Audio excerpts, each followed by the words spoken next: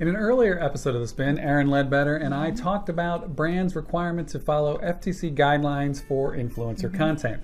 Today's episode is about what you need to do if an influencer won't comply.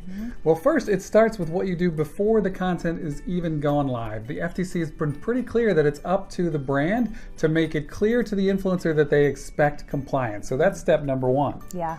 And then after that content's gone live or after your campaign started, you have to monitor what these folks are doing. And so the FTC says that a simple occasional Google search even would be enough just to keep track of what these folks are posting about you.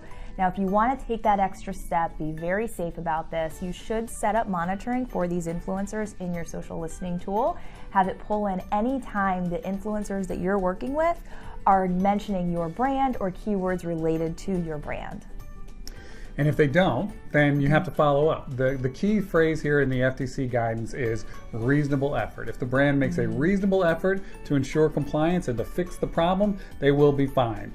Follow up and request the content either come down or be edited. Follow up in writing, so you have it should it happen. And we use guidance here that following up 3 times is a reasonable effort. Yeah, absolutely. And then, the other thing that brands do, they know they're supposed to tell the influencers, take the content down or make the edit, but they also imply acceptance of misuse of those FTC guidelines sometimes, and they don't realize they're doing it. I think that's the biggest mistake. They will use the influencer's content. They think, oh man, this content's so great, and they'll share it on their own channels. They'll engage with it. They'll throw it a like. That type of engagement with the content or use of the content implies that you are okay with the fact that the influencer didn't, comply with FTC regulations. The other thing brands will do is they'll use these influencers again, implying that things they've done in the past with you, you're accepting, whether you've made that effort to get them to make the change or not. So it's really not all that difficult if you're clear up front and you keep an eye on what people are doing and you follow up.